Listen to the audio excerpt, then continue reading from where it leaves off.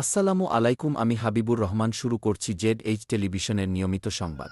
বুক ফাটা হাহাকার কান্নার প্রতিধ্বনি আকাশে বাতাসে ভাসছে এখন যমুনার শরীর বুকে। রক্ষা কি পাবে না যমুনার শরীর প্রাণ?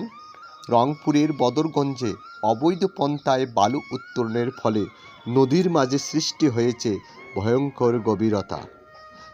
এ যেন পানির তলদেশে মৃত্যু ফাঁদ। দিনের আলো ফুরালেই বদলে যায় চিত্র।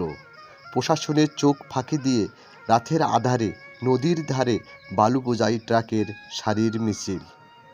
এ যেন বালুখেকোদের আলোক রশির ছাড়ি।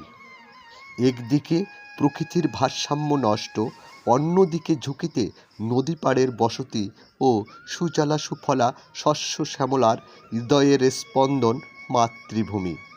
সবচেয়ে বড় কথা, এই গর্তগুলো এখন মৃত্যু ফাঁদ। নাব্যতা হারানো যমুনার শরী নদীতে অগভীর পানিতে ইতিমধ্যেই অসাবধানতাবশত গর্তে পড়ে প্রাণ হারিয়েছেন ৩ জন। যেখানে এক সময় শান্ত নীরবে ছলো ছলো ছন্দে বয়ে যেত শান্ত জল, সেখানে এখন শুধুই গর্ত আর বালু উত্তোলনের ড্রেজার মেশিনের গর্জন। দিনে দেখলে মনে হয় রূপের মায়াবী নদী যমুনাশ্বরী, রাত আসলে বোঝা যায় বালুখেকোদের কেড়ে নিচ্ছে যমুনাশ্বরী প্রাণ।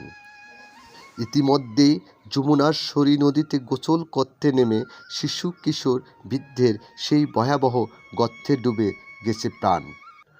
ঘরবাড়ি ও আবাদযোগ্য জমি নদীতে কবে যাবে সেই ভয়ে ঘুম হয় না এলাকার সাধারণ জনতার। যমুনাশ্বরী শুধু নদী নয়, এলাকার জনসাধারণের আবেগ স্মৃতি।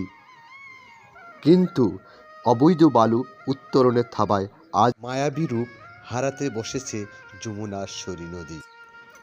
স্টাফ রিপোর্টার মঞ্জুরুল আলমের তথ্যচিত্রে নিউজ ডেস্ক, জেড টেলিভিশন।